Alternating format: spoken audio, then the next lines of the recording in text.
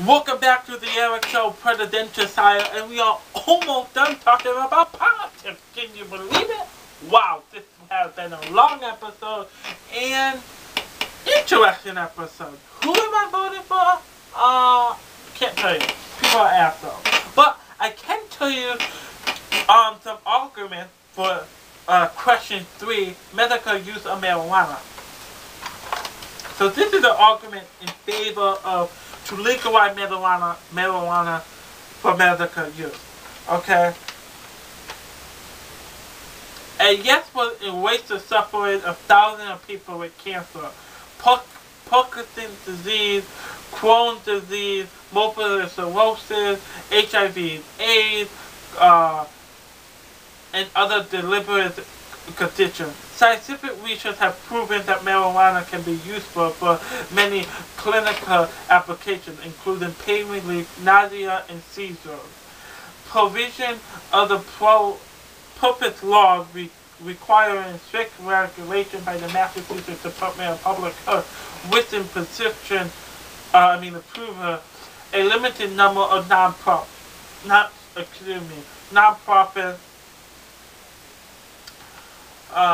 I lost my space. Non-profit treatment centers and criminal penalty for fraud will help ensure only appropriate medical use of marijuana. The proposal has endorsed by many patients, their families, medical professionals, and law enforcement officers who believe that a smart, science-based approach can help suffering patients without encouraging inappropriate drug use. In fact, allowing the medical use of marijuana will lessen the need for dangerous narcotics like morphine and oxycontin. Only behalf of thousands of patients react for support. Which is true, it probably will lower that way, but like I said, some people, I am afraid, will go into the oxycontin, the morphine, the crack, the coke. Those people are who I am worried about. Okay, that's in favor for this question. This is a story who is against it. We all have compassion for those in pain, but the loophole for corruption and exploration are enormous. If enacted, this law would allow, one, virtually anyone could grow pot in their backyard and carry a 60-day supply. Anyone aged 21 and older to operate a pot shop in your neighborhood to sell marijuana for any medical reason, not just for the seriously ill. In Colorado, for example, less than 3% patients suffer from cancer and HIV. We do not need 35 pot shops to serve the less than 1% truly in need of medical marijuana in Massachusetts. There is already medical pill available for prescription. Monosmal or the marijuana medication will be available in pharmacies soon. Marijuana needs tighter restriction and physician oversight. Let the law of medication properly and find a better path for seriously ill patients who should not be arrested. Protect Massachusetts from widespread abuse. Vote no. Which I'm more against it because there are a lot of loopholes. Like he said, virtually anyone can grow pot in their backyard and carry a 60-day supply. If that is true, do we want the next one? Do we want any 21 years old to grow pot and have a 60-day or 2-month supply with, if you think about it, if they are going to do it illegally, 2 months, then make them a bunch of money, which can make more, and boom, that illegal selling keep growing, which people would eventually turn into coke and pill heads, which is why I'm afraid to legalize marijuana. Question 2 is to legalize prescribing medication to end life. Like I said, describing the law, I agree because it's your life. If I want to end my life, I think I should end my life because it's my life. But because I agree with this law, I'm gonna tell you the con side of it first. Question 2 restricts patient choices and control by enabling suicide as a substitute for quality health care. Question 2 is poorly written, confusing, and lacks even the most basic safeguards. Patients will not be required to see a psychologist before obtaining the legal drug. Many patients with a treatable form of depression could get a less anti-prescription rather than effective psychological care. Also, the proposal lacks any public safety oversight after the fatal drug is obtained. Question 2 does not require a consultative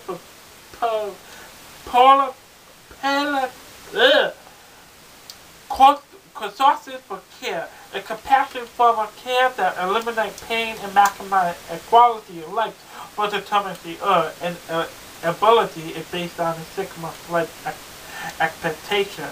Doctors agree these expectations are often wrong. Individuals can outlive the prognosis by months or even years. Massachusetts should improve to a quality health care for terminally ill patients, not access to suicide. Vote no on question 2. Which is true. I agree with this con side, okay? But one, it's my life. I'm gonna use me as an example.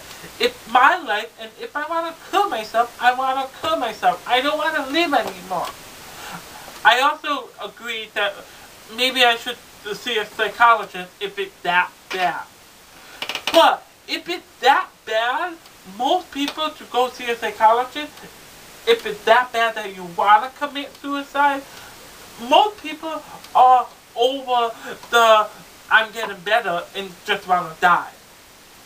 If you think about it, most people, there are people who get help by a psychologist, but also there are people who are over it and just want to die.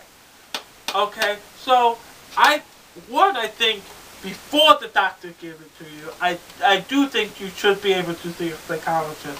But there is also a push. If you want to kill yourself, kill yourself. Because I think, and I'm just repeating myself, I'm going to do it again. I think I should be able to say, my life is over. It's my life. Even, and I understand if I'm going through a mood swing, but my life, if I'm going to have to make that mistake and say, my life is over just because I'm going through a mood swing that day, I guess I have to learn that lesson. It's just, I think it's my life. But here's argument in favor to this question. When my father was diagnosed with brain cancer, he had little time left. As his final days neared, he chose to use the death with dignity law in his home state of Oregon. The Massachusetts version, like those in other states, will allow mentally incapacitated adults with no chance to survive their illness to take the life-ending medication prescribed by a physician. My dad knew he wanted to die in the comfort of his own home, complete and aware, instead of detached and sedated on his own terms, instead of those of a fatal disease that had already taken too much.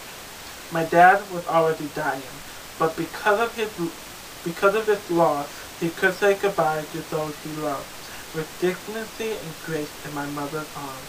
I urge you to vote yes, because while this choice it is for everyone, everyone has a right to this choice. And I see what he's saying, but this is the reason why I will vote no to this question. Because when it comes to brain cancer or any disease, we don't know when we are going to die. Which is why I don't like the doctors when they say, I'm sorry, but you have 5 months to live. When we have a year to live, or 5 years to live. The doctor shouldn't say. They should say, with the study that I've been doing, you are probably only going to have 5 months. Don't take this serious though, because most of the time it's just a guess, okay? And you have many more time to live. Because when the doctor tells us we have 5 months to live, it gets us nervous, okay? I'm sounding like a psychologist, but it's true. It makes us nervous. What do? We only have 5 months left. Oh my goodness. It just makes us really nervous, and that's why I don't like doctors when they do that. Okay? But also, the doctors don't really know when you are going to die. We don't know when we are going to die. I'm not afraid of a lot of things, but that is one thing I am afraid. I am afraid to die. 1, because I don't know when I'm going to do it, when I'm going to die. And 2, I don't know where I'm going to go. I don't believe in her, I don't believe in heaven, and I just did the opposite. But I don't believe in any one other place. I don't believe I'm going up in the sky, in the clouds, or I don't believe you're going in the ground. I don't believe that. That's a whole different topic. But I also believe that, I am afraid, where am I going to go? And that is why I'm afraid of death. I'm not afraid of dying, I'm just afraid of where I'm going to go. Okay? I don't know. Okay? But this is why I disagree, because the doctor and we don't know when we are going to die. Even though we are in that much pain with cancer or any disease, we can fight through it. We are fighters. We were born to be fighters. Okay? We can fight through cancer. We can fight from HIV. We can fight from anything we want. We were born to be fighters. Okay? You may disagree, but President Obama fought to be re-elected. Governor Mitt Romney fought to be president of the United States of America. Okay, we were born to be fighters. We can fight through cancer. Okay, so I will vote no, because I agree that we should vote no. We may die, but we don't know when. And even though they are miracles, but maybe somehow this cancer will leave and we will get better. It may be a miracle, but that may happen. It does happen. It doesn't happen a lot, but it could. That's the key word. It could. Okay? That is why I will vote no. I will vote yes, because it is our life. And if we want to die, we want to die. That's all I'm going to say. Ability of motor vehicle repair information. Since I'm in favor for it, and I will vote yes, I will go for the con. Automakers already make repair information into available for purchase by anyone as a result of a 2002 national agreement. Repair shops oppose this measure because the current system works. This measure will never clear negativity after how repair information is provided and mandate the redesign of all cars, trucks, 18-wheelers, public transit, and school buses, fire engine, ambulances, motorcycles, and RVs. It will require the use of 15 years outdated technology. Worse, this backward redesign, which allows to sicker price, must occur by January 2nd, 2015. A vehicle cannot be sold in Massachusetts. This measure could lead to the release of sensitive personal information, make vehicle hackers easier, and threaten safety and further efficiency innovators.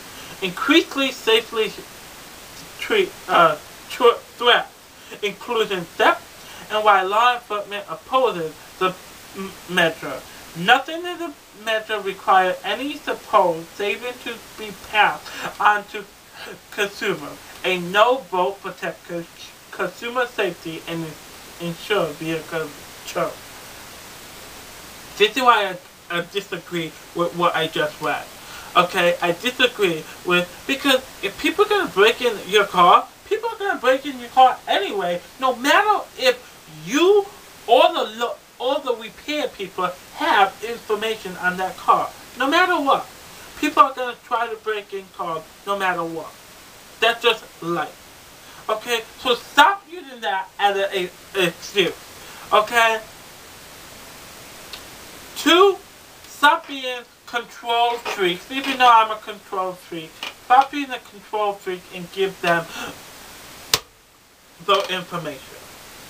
Okay? I'm voting yes because of this. This is what people say. A yes vote on wait to repair will make it more confusing and less expensive for car owners to get cars repaired by ensuring that no one is forced to go through a dealership for repairs unless they want to. A broad coalition of independent repair shops and consumer groups like AAA voted yes vote and wait to repair because they believe it is only fair that when you buy a car, you have access to all information needed to fix it. A yes vote on a wait to repair will give car owners more options for where they can get car repairs. A yes vote will allow all car owners and independent repair shops to have access to all information necessary to fix their car. A yes vote on wait to repair means that your car, you pay for it, you should get it fixed where you want it. And that is why I vote yes for this question. Okay? You bought it, you should be able to have the information on how to fix it. Okay? You should have because it's your car, you should have the option to bring it wherever you want to get it fixed. It's your car. Okay? That's all I have to say. That question 1. Welcome to the Eric Show Presidential Election. Excuse me. I'm here standing right here to tell you my closing statement. My closing statement today, I'm not going to bash President Obama. I'm not going to bash Governor Mitt Romney. Okay? I disagree with both parties. Okay? I agree with both parties, as you learned in this episode. Okay? With being in Massachusetts, I agree with some of the questions, and I disagree with some of the questions. Okay? We all disagree, we all agree. One of my main purposes that I'm going to try to make in my closing statement is drop the paper, drop the pen, drop the argument, drop the fighting. Let's come together and let's be friends, let's be family, and let's be the best country in the world. We are already a great country. Let's make our country even better. No more war. Let's get peace. Let's make friends, and let's live the most amazing life that we could. Okay?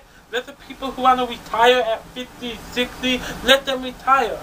Okay? Let's get healthcare back to the white way that it should be. I'm not saying Obamacare is the white way it should be. I'm just saying let's get healthcare back to the white way it should be. Okay? I'm just sick of the arguing. Okay? I thought it was just politicians that argue and attack each other, but I learned this year that we attack each other just because of who we voted for. Okay? That is why I'm afraid to tell you I voted for President Obama. Because I don't want you to attack me to vote because I voted for President Obama. I'm afraid to tell you I voted for Governor Mitt Romney because I'm afraid that you are going to attack me and say that I am a bad person or something because I voted for Governor Mitt Romney. And same thing for the Senate, okay? Elizabeth Warren must be a nice person. Or Scott Brown must be a nice person, okay? But I don't want you to attack me because I voted for for someone that you didn't like. Just because I like someone and I agree with someone that I want to run our country doesn't mean, and you think someone else is better, doesn't mean I'm a bad person. And same thing for me. Doesn't mean you're a bad person because we disagree on the people to run our country. Okay? that's what the big thing I didn't like this year. Okay? I like how our country, we vote for our president and for our leader, for our country.